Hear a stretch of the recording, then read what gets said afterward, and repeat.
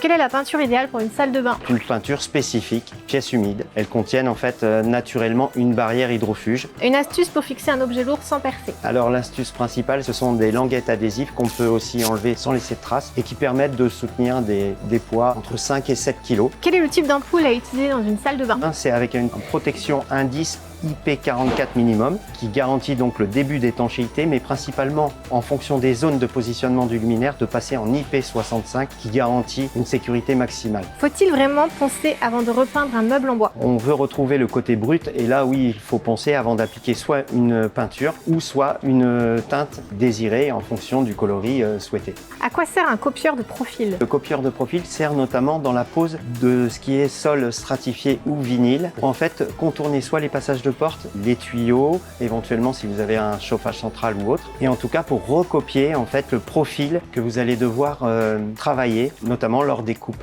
de bois ou de vinyle. Faut-il mettre une sous-couche avant de peindre? Oui, parce qu'il faut saturer en fait le support avant la mise en place d'une couche ou deux couches. Comment éviter les bulles avec un joint silicone? Il suffit d'une petite chose, un verre avec de l'eau, on vient tremper le doigt dans le verre d'eau et on lisse en fait la totalité du joint et c'est tout, ça évitera les bulles.